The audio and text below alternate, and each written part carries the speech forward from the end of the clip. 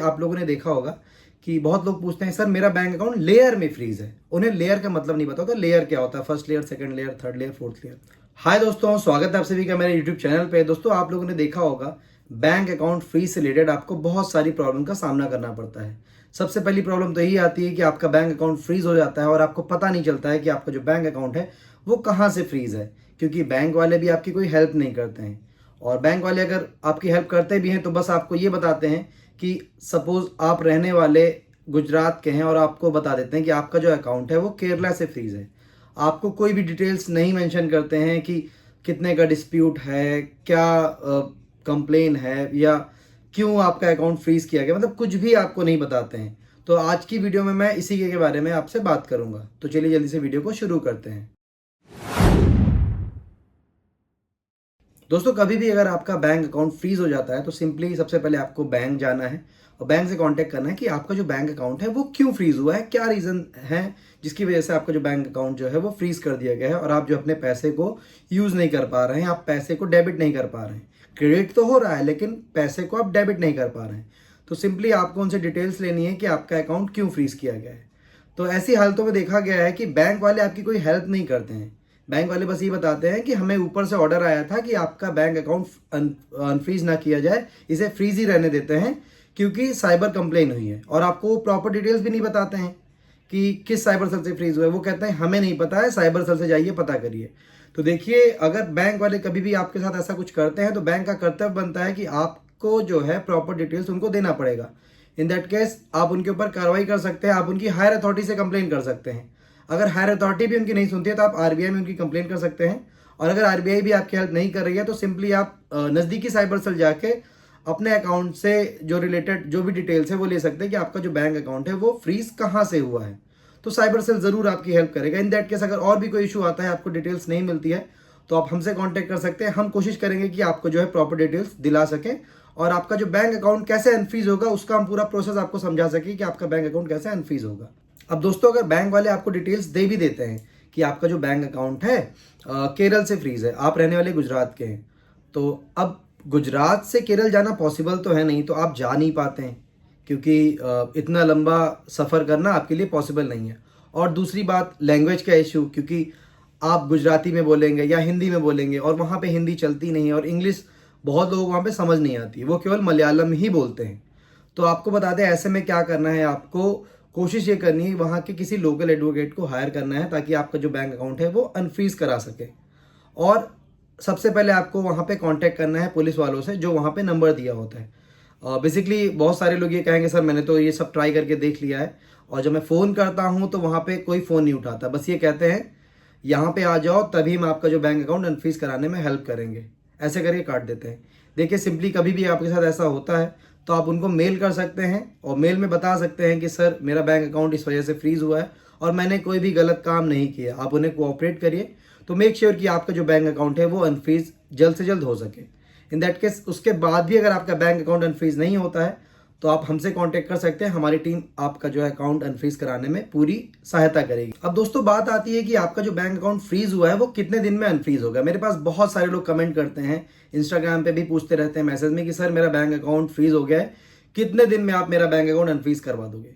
देखिए, सिंपली मैं आपको बता दूं, मैं एडवोकेट हूं, ना कि मैं लॉ इन्फोर्समेंट में वर्क करता हूं कि मैं आपकी एनओसी घर पे बैठ के बनाता हूं या किसी ऑफिसर्स को पैसे देके मैं एनओसी बना रहा हूं। ठीक है, ऐसा कुछ भी नहीं है। एक लीगल प्रोसेस होता है, उसके लिए हमें पूरी आपकी फाइल तैयार करनी होती है, आपके जो डॉक्यूमेंट्स हैं उन्हें वहाँ पे प्रेजेंट करना पड़ता है कि भाई आपने कोई गलत काम नहीं किया है। जो सपोज मेरे पास अगर कोई क्लाइंट आता है कि सर मेरा बैंक अकाउंट गुजरात से फ्रीज है, तो हम अपने एसोसिएट्स को उस साइबर सेल में भेजते हैं और आपका पक्ष रखते हैं कि आप गलत नहीं हो।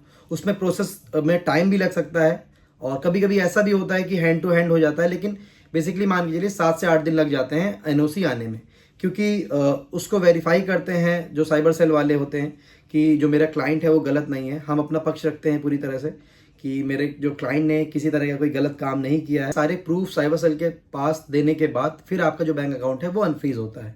अच्छा, कहीं कहीं ऐसे भी देखा जाता है, जैसे साउथ वगैरह में क्या है कि हम पुलिस से कांटेक्ट करते हैं अपनी टीम के ज़रिए से और वहाँ पे विद इन डेज जो है एनओसी मिल जाती है कि हम अपने क्लाइंट को जस्टिफाई करते हैं कि भाई हमारा क्लाइंट जो है वो गलत नहीं है, उसको जस्ट फंसाया गया है।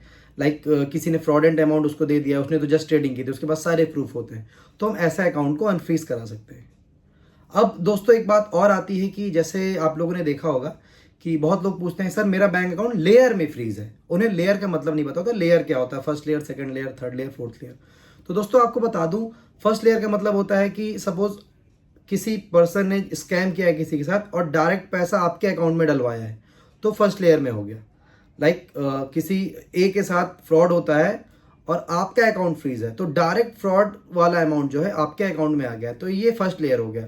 और वो पैसा जो आपके पास आया किसी और के पास चला गया है, तो वो सेकंड लेयर में हो गया। फिर वो पैसा फ्लो होते हुए थर्ड लेयर, फोर्थ लेयर, ऐसे ऐसे करके जो है ये लेयर बढ़ती जाती है। तो लेयर का मतलब ये होता है। तो बेसिकली देखा जाता है साइबर सेल वाले जो है फर्स्ट सेकंड थर्ड लेयर को जो है डिटेन करते हैं।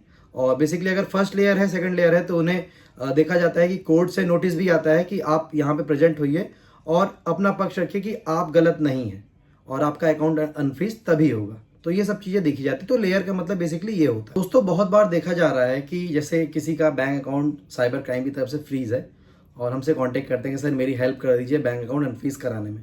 तो हम उसे एक तरह से एश्योरेंस देते हैं कि हाँ ठीक है, हम आपकी हेल्प करेंगे जो बैंक अकाउंट अनफ्रीज कराने में। लेकिन अब वो होता क्या है कि वो तो प्रेजेंट होना नहीं चाहते हैं। सपोज वो हैं गुजरात के रहने वाले और केरल से उनका बैंक अकाउंट फ्रीज है, तो वो प्रेजेंट होना नहीं चाहते हैं। और अगर मैं बोलता हूँ उनसे ठीक है हमारी टीम से कोई ना कोई मेंबर जो है वहाँ पर जाएगा, तो उसके जो भी एक्सपेंसेस होंगे वो आपको पे करने पड़ेंगे, तो उसके लिए भी वो जो है रेडी नहीं होते हैं कि सॉरी सर हम पे नहीं कर पाएंगे, आप मेरा बैंक अकाउंट अनफ्रीज करा दीजिए, उसके बाद ही हम आपको पे कर पाएंगे।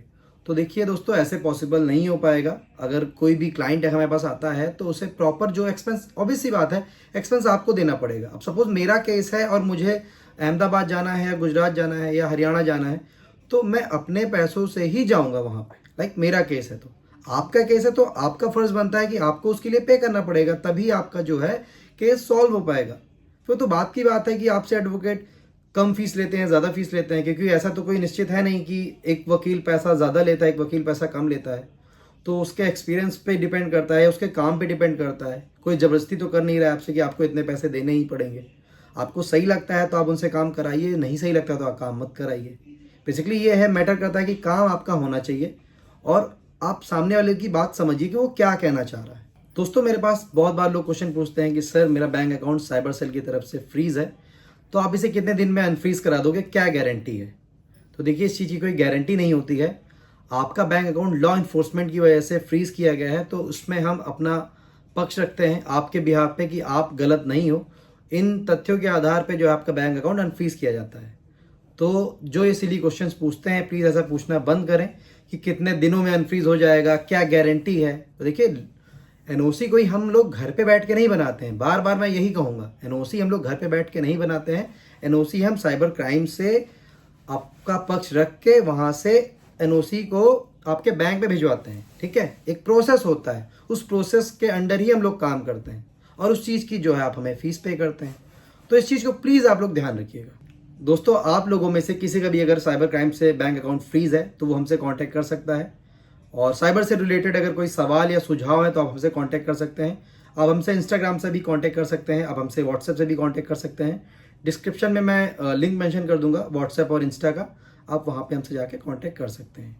और वीडियो अच्छी लगी तो प्लीज़ वीडियो को लाइक करें, चैनल को सब्सक्राइब करें। Thank you so much.